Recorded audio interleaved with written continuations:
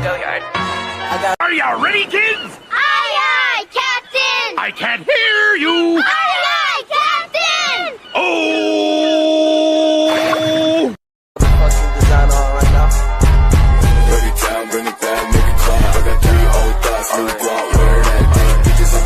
Assalamualaikum warahmatullahi wabarakatuh. Perkenalkan, nama saya Erin dari kelas 10 akuntansi. Seperti yang telah kalian ketahui bahwa menurut sejarah itu agama yang pertama kali adalah agama Hindu-Buddha.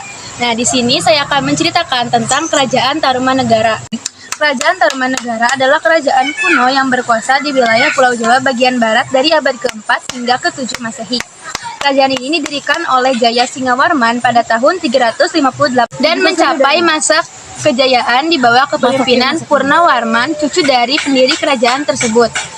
Peninggalan sejarah Kerajaan Tarumanegara termasuk prasasti-prasasti seperti Ciaruten, Jambu, Pasar Awi, Kebun Kopi, Muara Cianten, Tugu, dan Lebak.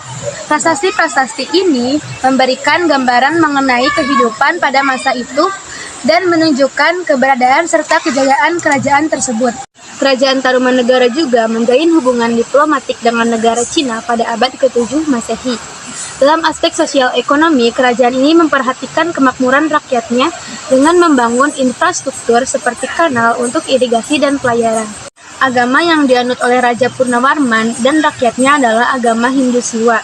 Kerajaan Tarumanegara mengalami keruntuhan menjelang akhir abad ke-7 Masehi.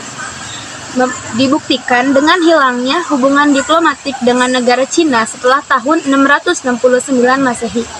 Serangan dari Sriwijaya terindikasi dalam prasasti Kota Kapur pada tahun 686 Masehi dan dapat menjadi pemicu. Jawa Barat jatuh di bawah pengaruh Sriwijaya setelah runtuhnya Tarumanegara. Nama Sunda muncul pada prasasti tahun 925 Masehi, menandai usaha untuk mengembalikan kekuasaan Raja Sunda.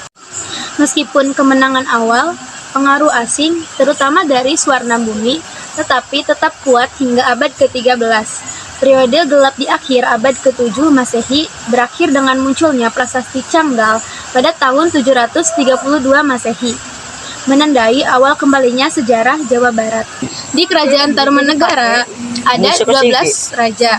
Di sini saya akan menjelaskan 3 raja. Yang pertama ada Raja Jaya Singawarman pada tahun 358 sampai 382 Masehi.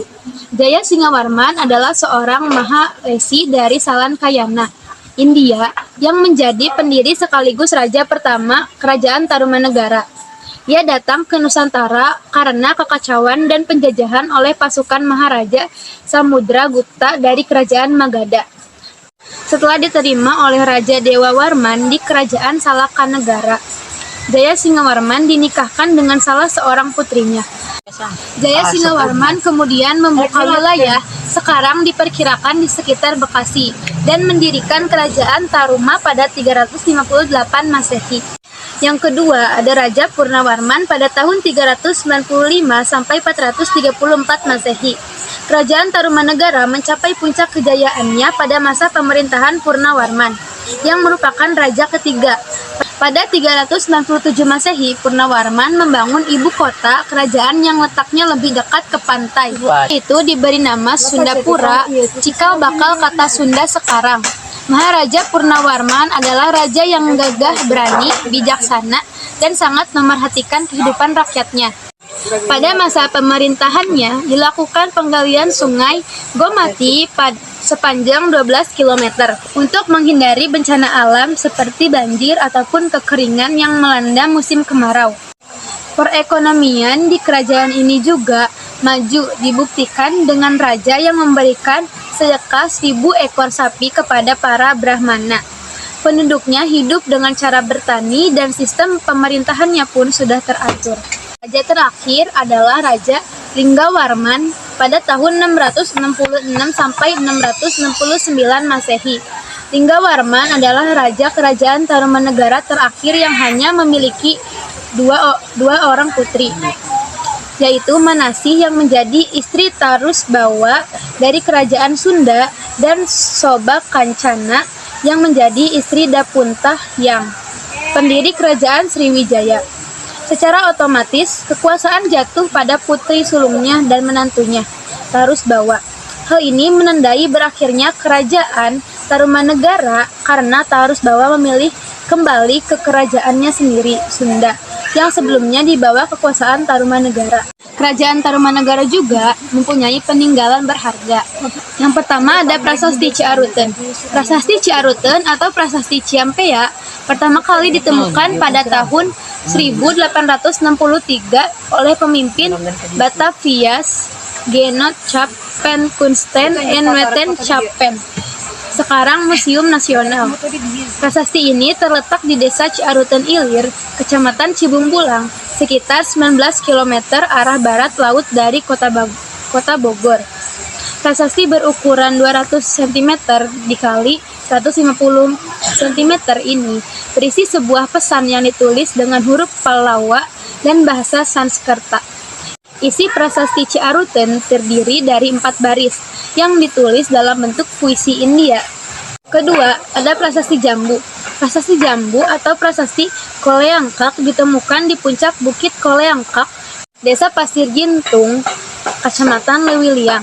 Prasasti Jambu, peninggalan Kerajaan Tarumanegara, ditemukan oleh Jonathan Trigg pada tahun 1854. Pada prasasti ini terpahat sepasang telapak kaki yang diberi keterangan dalam bentuk puisi 2 baris. Yang ketiga, ada Prasasti Kebon Kopi.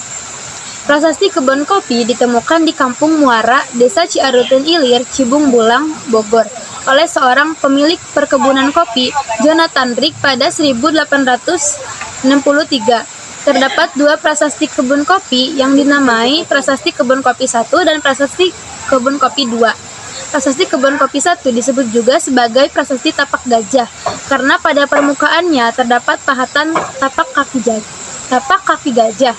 Prasasti Kebun Kopi 1 adalah prasasti peninggalan Kerajaan Tarumanegara yang berisi tentang gajah yang ditunggangi oleh Raja Purnawarman. Sementara Prasasti Kebun Kopi 2 disebut juga sebagai Prasasti Pasir Muara atau Prasasti Rakrian Juru Pengambat. Isi Prasasti Kebun Kopi 2 adalah tulisan dalam aksara Kawi dan berbahasa Melayu kuno yang berbunyi, batu peringatan ini adalah ucapan Rakrian Juru Pengambat pada tahun 458 Saka atau 932 Masehi, bahwa tatanan pemerintahan dikembalikan kepada kekuasaan Raja Sunda. Yang keempat, ada Prasasti Tugu. Prasasti Tugu ditemukan di daerah Tugu, Kecamatan Cilincing, Jakarta Utara dan merupakan prasasti terpanjang yang pernah dibuat oleh Raja Purnawarman.